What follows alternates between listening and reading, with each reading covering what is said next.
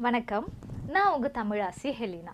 நாம் இன்னைக்கு பார்க்க போகிற வகுப்பு 9ஆம் வகுப்பு மாணவர்களுக்கான 3ஆம் இயலிலே வரக்கூடிய 2ஆம் பாடல் மணிமேகலை.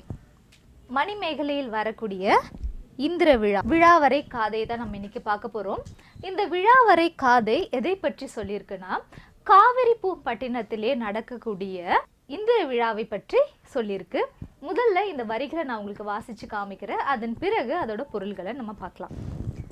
மெய்த்திறம் வழக்கு நன்பொருள் வீடென்னும் இத்திரம் தத்தம் இயல்பினிற் காட்டும் சமய கணக்கரும் தந்துரை போகிய அமைய கணக்கரும் அகலாராகி கரந்துரு எய்திய கடவுளாளரும் பரந்தொருங்கு ஈண்டிய பாடை மாக்களும் ஐம்பெரும் குழுவும் என்பேராயமும் வந்தொருங்கு குழியி வான்பதித்தன்னுள் தோரண வீதியும் தோம் அறு கோட்டியும் பூரண கும்பமும் பொலம்பாலிகைகளும் பாவை விளக்கும் பலவுடன் பரப்புமின் காய்குலை கமுகும் வாழையும் வஞ்சியும் பூங்கொடி வள்ளியும் கரும்பும் நடுமின் பத்தி வேதிகை பசும்பொன் தூணத்து முத்து தாமும் முறையோடு நாற்றுமின் விழவு மலி மூதூர்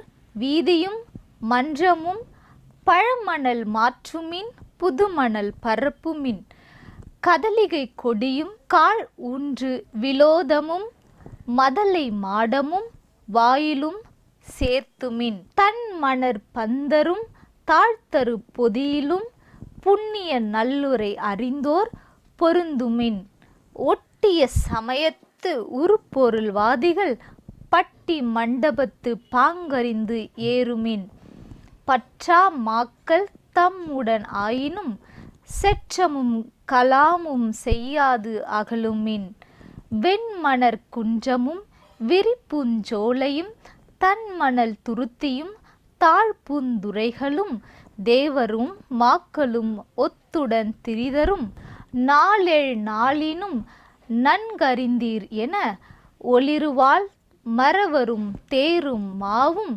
களிரும் சூழ்த்தர கண்முரசு இயம்பி பசியும் பிணியும் பகையும் நீங்கி வசியும் வளனும் சுரக்க என வாழ்த்தி அணிவிழா அறைந்தனர் அகநகர் மருங்கேன்.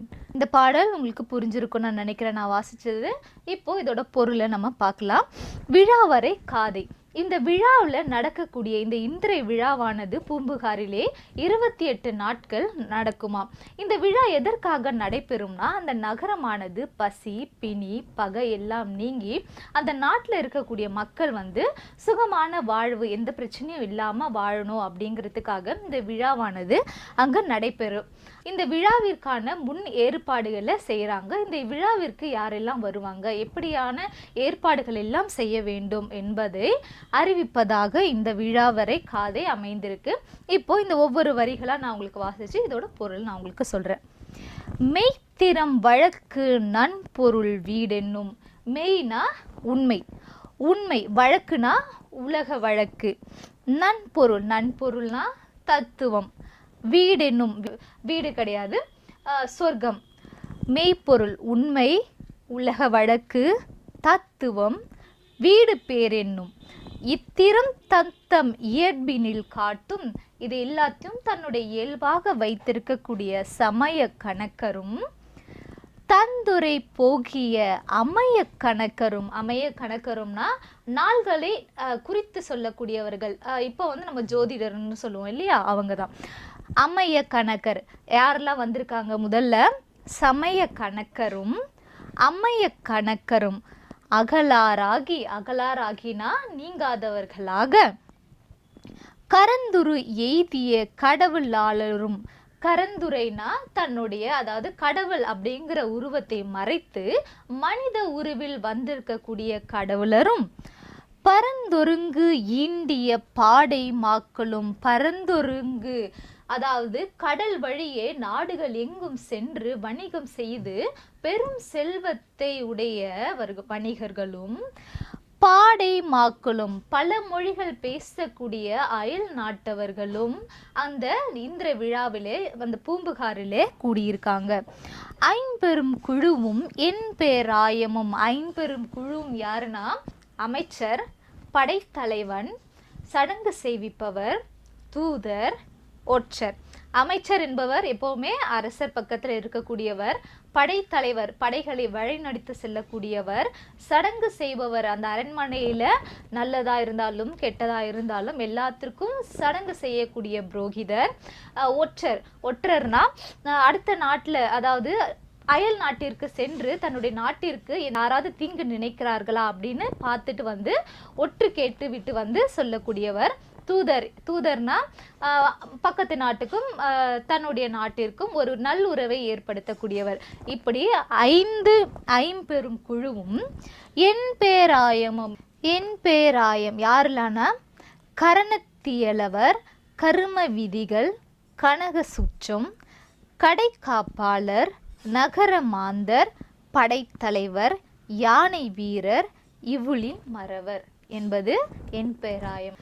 வந்தொருங்கு குழியினா ஒன்று கூடி வான்பதி தன்னுள். அதாவது இந்த வான்வரை உயர்ந்து நிற்கக்கூடிய இந்த பூம்புகாரிலே முதல்ல யாரெல்லாம் வந்திருக்காங்கன்னா சமய கணக்கர், அம்மைய கணக்கரும், கடவுளரும், அது மட்டும் இல்லாமல் பல ஊர்களுக்கு நாடுகளுக்கு சென்று வணிகம் செய்து பெரும் செல்வத்தை கொண்டு வந்திருக்கிறவங்களும், பாடை மாக்கள் பழமொழி பேசக்கூடிய மக்களும், ஐம்பெரு குழுவும் என் பேராயமும் அந்த இடத்துல கூடியிருக்காங்க.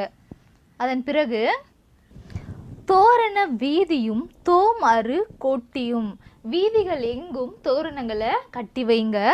தோமறுனா குற்றமில்லாத மன்றங்களிலும், குற்றமில்லாத மன்றங்களிலும் வீதிகளிலும் என்ன பண்ணுங்க, தோரணங்களை கட்டி வைங்க. அது மட்டும் இல்லாமல் பூரண கும்பமும், ஒரு சொம்புல தேங்காவும் அதை சுற்றி மாவிலையும் வைத்திருப்பார்கள் இல்லையா, அதுதான் வந்து பூரண கும்பம்.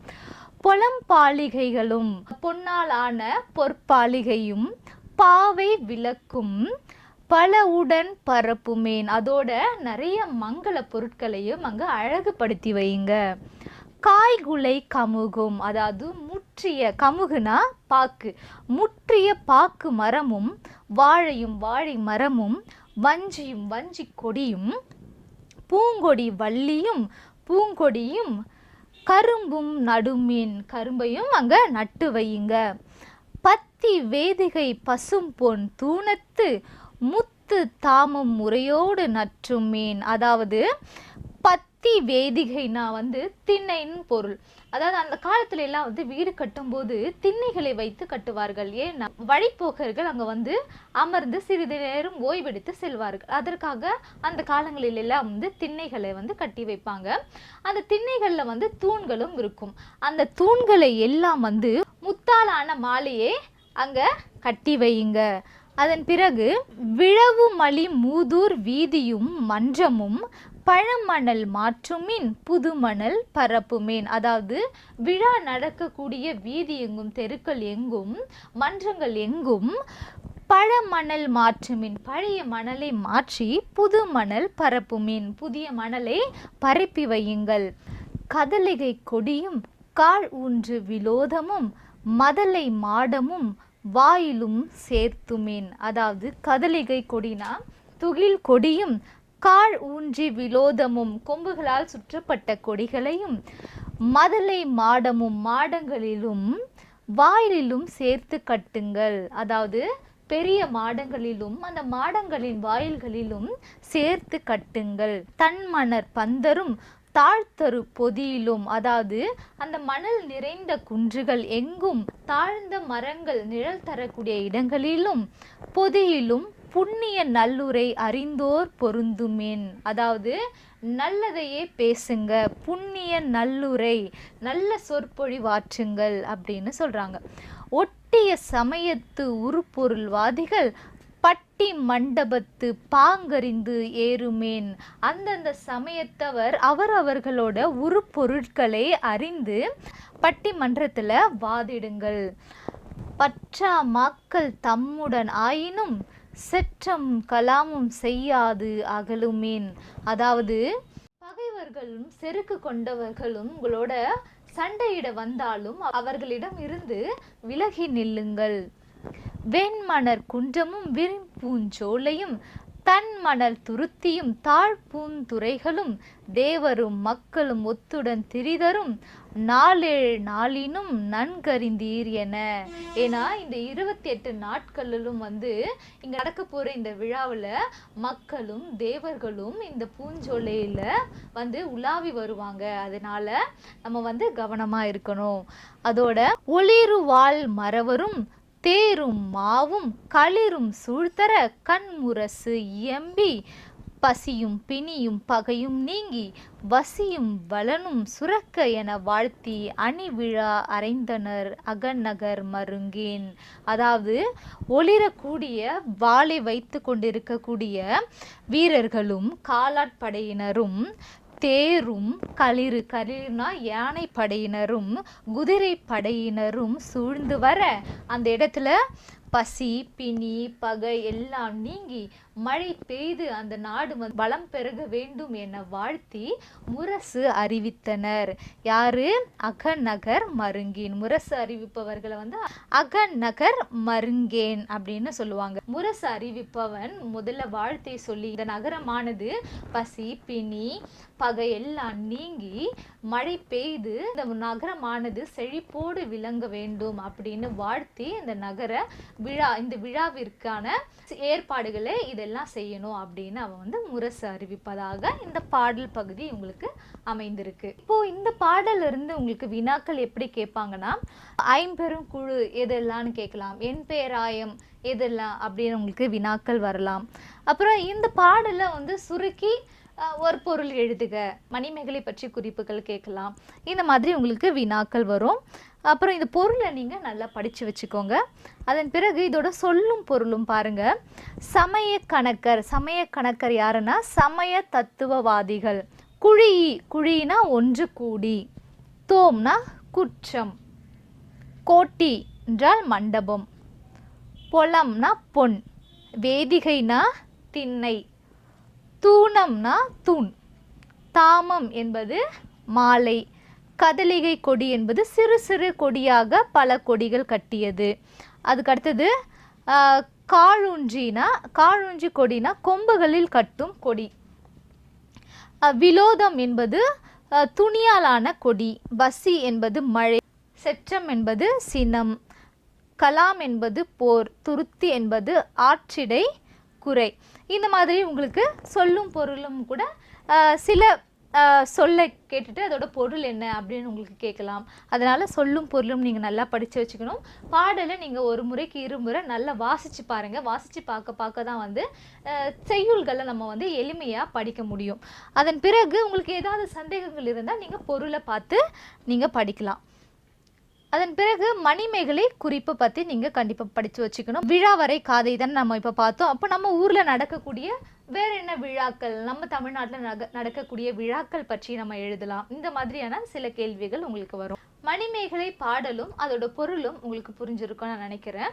இந்த பாடலை நீங்கள் ஒரு முறைக்கு இருமுறை வாசித்து பாருங்கள். அதோட பொருளையும் நீங்கள் வாசித்து பாருங்கள். வாசித்து பார்க்க தான் உங்களோட மனதில் அது ஆழமாக பதியும். இதோட நாம் அடுத்த வகுப்பில் சந்திக்கலாம். நன்றி.